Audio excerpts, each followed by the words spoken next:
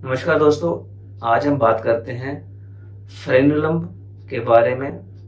Frenulum क्या है, frenulum ब्रीव क्या है, फ्रेनुलोप्लास्टी क्या है, क्या लक्षण हैं, क्या परेशानियां हैं इसकी वजह से मर्दों में, और इसका इलाज क्या है, घर पे या फिर डॉक्टर के पास कब जाना है।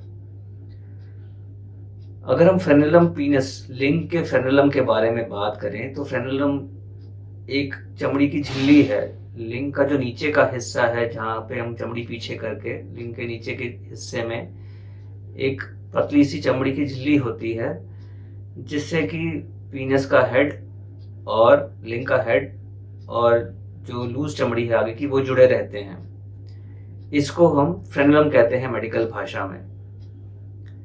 फ्रेनुलम ब्रीव क्या चीज है? जब ये झिल्ली जो है, जो सील है, अगर ये टाइट है, जरूरत से ज्यादा छोटी है, तो इसमें क्या प्रॉब्लम होती है? स्किन को पीछे करने में, लिंग का जो आगे का लूज स्किन है उसको हम पीछे करने की जब कोशिश करते हैं तो उसमें खिंचाव महसूस होता है, पेन हो सकती है। या फिर अगर इरेक्शन के टाइम पे, जब पीनस हार्ड है उस टाइम पे वो स्किन पीछे जाने में कष्ट होता है। यही नहीं, कभी कभी सेक्स के टाइम पे या विग्रस मैस्टरबेशन के टाइम पे अगर लुब्रिकेशन सफिशिएंट नहीं है तो उसमें कई बार कट लग जाते हैं, और क्योंकि उसके अंदर से एक ब्लड वेसल जारी, खून की नली जा रही होती है, काफी ज्यादा वहां से ब्लीडिंग हो सकती है। तो काफी लोग ऐसे इमरजेंसी में पहुंचते हैं। कई बार पहली बार सेक्स किया होता है और लुब्रिकेशन एडिक्वेट नहीं होती है, तो कई बार वहां पे कट लग जाता है और काफी सीवियर ब्लीडिंग होती है। ये लोग इमरजेंसी में आते हैं। तो इसका क्या इलाज है? इसको क्या बोलते हैं? इसको बोलते हैं टाइट फ्रेनुलम या फ्रेनुलम ब्रीफ। सब लोगों में इसकी सर्जरी की जरूरत नहीं है। कुछ लोगों को इसकी वजह से कोई सिम्टम्स नहीं होते हैं, उनको सेक्स करने में या मैस्टरबेशन करने में कोई प्रॉब्लम नहीं है। चमड़ी आराम से पीछे चली जाती है और पीछे जाने के बाद आराम से वापस भी आ जाती है। क्या इसका कोई घरेलू इलाज है? अपने आप में फ्रेनुलम अगर टाइट है तो उसका इलाज घर पे संभव नहीं है। स्टेरॉइड क्रीम लगाने से उसमें कुछ खास फायदा नहीं होता है। हाँ, अगर उसके अंदर कुछ कट्स वगैरह लग गए हैं, उसके ऊपर कुछ अल्सर बन रहे हैं, छिल गया है वहां से, तो उस टाइम के लिए आप उसको, अगर ब्लीडिंग ज्यादा हो रही है तो आप थंब और फिंगर के बीच में, अंगूठे और फिंगर के बीच में, पहली उंगली के बीच में, उसको अगर हम 5 मिनट घड़ी देख करके 5 मिनट अगर उसको हम दबा के रखते हैं, प्रेशर देते हैं, तो अक्सर वो ब्लीडिंग बंद हो जाती है उस टाइम के लिए। दूसरी चीज, अगर कट मामूली है, ब्लीडिंग नहीं हो रही है, तो वहां पे एंटीबायोटिक क्रीम लगा सकते हैं, या फिर एक बर्फ का टुकड़ा एक सब क्लीन कपड़े में आप उसको लपेट करके, साफ रुमाल में लपेट करके वहां लगाने से पेन या स्वेलिंग कम हो जाती है और ब्लीडिंग भी बंद हो सकती है। अगर ये सब चीजों से प्रॉब्लम सॉल्व नहीं होती है, अगर ब्लीडिंग बहुत ज्यादा है, तो आपको इमरजेंसी में जाना पड़ेगा। जो कट लग चुका है वहां पे कई बार स्टिचेस लेने पड़ते हैं ब्लीडिंग कंट्रोल करने के लिए। अल्टीमेट सॉल्यूशन क्या है? अगर आपको बार बार ऐसे कट्स लग रहे हैं, प्रॉब्लम हो रही है, सेक्स करने में पेन हो रही है, तो उसका क्या सही इलाज है? तो उसके दो इलाज संभव हैं। नंबर एक, फ्रेनुलोप्लास्टी। फ्रेनुलोप्लास्टी मतलब जो फ्रेनुलम टाइट है उसको रिपेयर कर दिया जाता है सर्जिकली, माइनर ऑपरेशन द्वारा उसको रिपेयर कर दिया जाता है।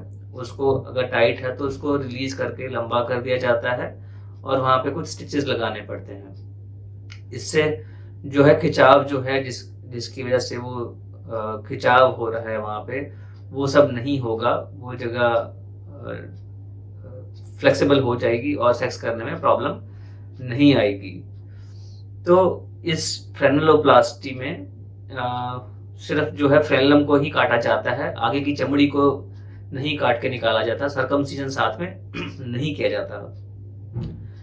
तो सवाल ये आता है कि क्या सिर्फ फ्रेनुलोप्लास्टी कराएं या सरकमसीजन भी कराएं? तो अगर आगे की चमड़ी भी टाइट है, आगे की चमड़ी में कुछ प्रॉब्लम्स हैं, उसमें भी कट्स लग रहे हैं, उसमें कोई इन्फेक्शन है, तो आमतौर पर सरकमसीजन की एडवाइस दी जाती है। सरकमसीजन के साथ साथ ही फ्रेनुलम भी डिवाइड कर दिया जाता है और दोनों प्रोसीजर एक साथ हो जाते हैं।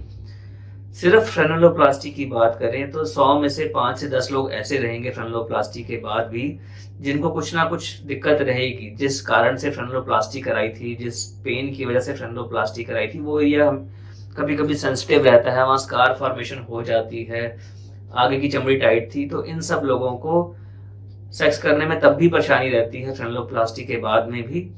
तो 100 में से 5 या कई बार 100 में से 10% लोग ऐसे भी होंगे जो अल्टीमेटली सर्कमसिजन के लिए प्रेफर करेंगे।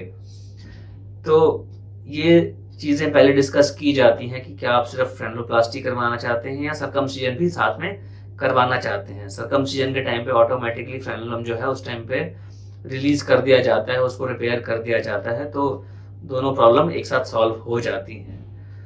तो ये एक पर्सनल चॉइस है, कई लोग सर्कमसिजन नहीं कराना चाहते, सिर्फ फ्रेनुलोप्लास्टी कराना चाहते हैं, पर कई बार मेडिकली रिकमेंडेड होता है कि दोनों चीजें साथ में करवाई जाएं।